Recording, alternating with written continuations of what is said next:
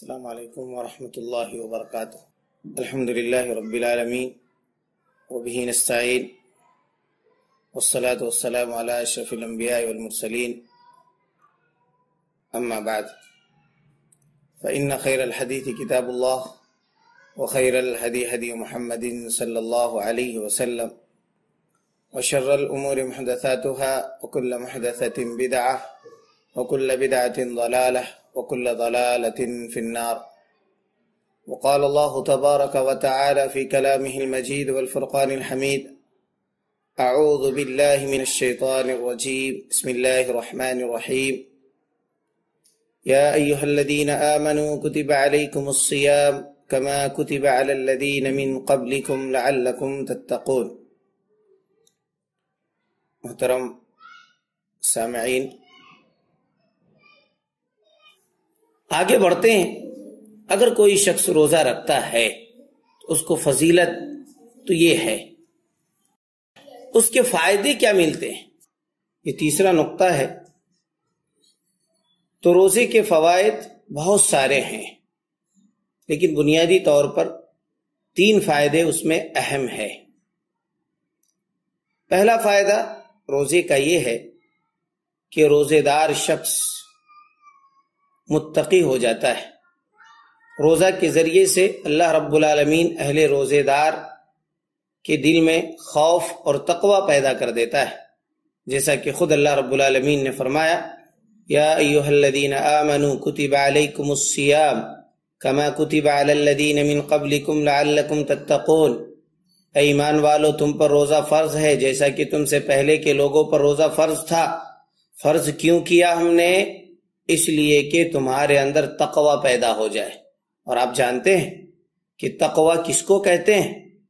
تقوی وہ قوت ہے، تقوی وہ طاقت ہے جس کے ذریعے سے انسان گناہوں سے بچ سکتا ہے۔ شیخ الاسلام ابن تیمیہ رحمۃ اللہ علیہ نے کہا کہ تقوی کہتے ہیں فعل ما امر اللہ بہ وترک ما نہى اللہ عنہ، ہر وہ عمل جس کا اللہ رب العالمین نے کرنے کا حکم دیا ہے اور ہر وہ منہیات جس سے رکنے کا اللہ رب العالمین نے حکم دیا ہے، وہ تقوی ہے۔ خلاصہ یہ ہے کہ تقوی جب انسان کے دل میں پیدا ہو جاتا ہے تو انسان صرف وہ عمل کرتا ہے جس کو کرنے کا اللہ رب العالمین نے حکم دیا ہے، اور اللہ رب العالمین نے جن تمام امور سے بچنے کا حکم دیا ہے ان تمام امور سے بچنے کی کوشش کرتا ہے۔ یہی تعریف ابن عمر کے سامنے پیش کی گئی۔ کہا جب کہ آپ کبھی خاردار جھاڑیوں میں چلنے کا آپ کو اتفاق ہوا ہے؟ تو کہا کہ ہاں۔ تو آپ وہاں پر کس طریقے سے چلتے ہیں؟ تو کہا کہ میں اپنے دامن کو بچاؤں گا کہ کہیں کانٹے میں الجھ نہ جائے۔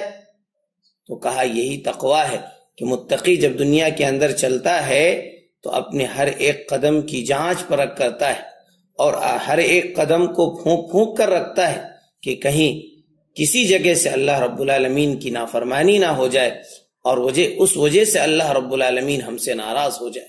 اور تقوی کا مظہر آپ دیکھیے رمضان المبارک کے مہینے میں کہ کھانے پینے کی اشیاء موجود رہتی ہے، اچھے سے اچھے غذا موجود رہتی ہے، اور انسان کے پاس اسباب ہوتے ہیں، حلال روزیاں ہوتی ہیں، لیکن انسان نہیں کھاتا ہے۔ یہاں تک کہ اگر آپ کسی کو ایک کمرے میں بند کر دیجئے، تاریک کمرے میں بند کر دیجئے، کھانے پینے کی اشیاء رکھ دیجئے اور کہیے کہ آپ اگر چاہتے ہیں تو اس کو کھا لیجئے، لیکن پھر بھی ایک روزے دار نہیں کھا سکتا۔ گرچہ وہ اشیاء حلال ہے، کھانے کی اجازت ہے، وہاں کوئی نہیں دیکھ رہا ہے، لیکن وہاں پر بھی ایک روزے دار نہیں کھائے گا۔ اس لیے نہیں کھائے گا کیونکہ اسے معلوم ہے کہ کوئی دیکھے یا نہیں دیکھے اللہ رب العالمین ضرور دیکھ رہا ہے، اور اگر وہ کھا لیتا ہے تو اس کے روزے خراب ہو جائیں گے، اللہ رب العالمین اس سے ناراض ہو جائے گا۔ محترم سامعین، یہ بات سمجھ میں آتی ہے کہ روزے کا سب سے بڑا فائدہ انسان کے لیے جو ہے اس دنیا کے اندر وہ تقوی ہے، اور آخرت کے اندر اعدت للمتقین، جنت کی تمام تیاریاں، جنت کی تمام نعمتیں، جنت کے تمام درجات اللہ رب العالمین نے متقیوں کے لیے تیار کیا ہے، اور اہل تقوی شخص اللہ رب العالمین کا دوست ہوتا ہے، اور جو اللہ رب العالمین کا دوست ہو اس کے لیے دنیا کے اندر کوئی فکر اور غم کرنے کی بات نہیں ہے۔ اللہ نے خود فرمایا الا ان اولیاء اللہ لا خوف علیہم ولا هم يحزنون، خبردار جو لوگ متقی ہیں، جو اللہ رب العالمین کے دوست ہیں، اس کے لیے کوئی غم نہیں ہے، کوئی خوف نہیں ہے، کوئی ڈر نہیں ہے۔ تقوی کا یہ فائدہ ہے اور یہ روزے سے حاصل ہوتا ہے۔ دوسرا فائدہ کیا ہے تقوی کا، روزے کا؟ دوسرا فائدہ ہے کہ بھوک اور پیاس کی شدت محسوس کرتے ہوئے انسان کے اندر ایک قوت پیدا ہوتی ہے۔ وہ قوت کیا ہے؟ وہ قوت ہے تعاونوا علی البر والتقوی، یعنی اللہ رب العالمین نے جو نیکیوں کے کاموں پر تعاون کرنے کا حکم دیا ہے، وہ جذبہ پیدا ہوتا ہے انسان کے اندر۔ انسان نیکی اور بھلائی کے کاموں میں، کار خیر میں، صدقات میں، بھوکے کے طرف، پیاسے کے طرف اپنا ہاتھ بڑھاتا ہے، اور یہ چیز اور یہ فائدہ بھی انسان کو روزے سے حاصل ہوتا ہے۔ جب انسان دن بھر بھوکا رہتا ہے، پیاسا رہتا ہے، تو اسے بھوک اور پیاس کی شدت محسوس ہوتی ہے، اور جب بھوک اور پیاس کی شدت محسوس ہوتی ہے تو وہ دوسرے بھائیوں کی بھوک اور پیاس کی شدت کو محسوس کرتا ہے، اور معاملہ یہاں پہنچتا ہے کہ وہ تعاونوا علی البر والتقوی میں معاون ہو جاتا ہے، اللہ رب العالمین کے کاموں میں معاون ہو جاتا ہے، یعنی بھوکے کو کھانا کھلاتا ہے، پیاسے کو پانی پلاتا ہے، کیونکہ اسے احساس ہوتا ہے کہ بھوک اور پیاس کی شدت کیسی ہوتی ہے۔ تو یہ دوسرا فائدہ ہے جو روزے سے حاصل ہوتا ہے۔ بھوک اور پیاس کی شدت کی وجہ سے انسان تعاونوا علی البر والتقوی میں ہاتھ بٹانے لگتا ہے۔ تیسرا فائدہ جو ہوتا ہے وہ یہ ہے کہ انسان جب روزے سے ہوتا ہے تو انسان کا پورا دن عبادت میں شمار ہوتا ہے، قرآن پڑھتا ہے، بھوک اور پیاس لگی ہے لیکن کھا نہیں سکتا، پی نہیں سکتا، اللہ کی رضا کے لیے رکا رہتا ہے، انتظار کرتا ہے۔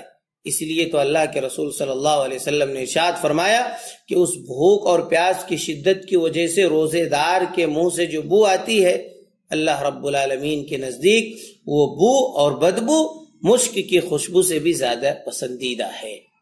تو یہ پورا دن روزے دار کی عبادت میں شمار ہوتا ہے، چونکہ وہ پورا دن روزہ رکھتا ہے، رات کو قیام کرتا ہے۔ یوں کہہ لیجئے، خلاصے کلام کے طور پر کہہ لیجئے کہ 24 گھنٹے روزے دار کا عبادت میں شمار ہوتا ہے اور وہ عبادت میں گنا جاتا ہے۔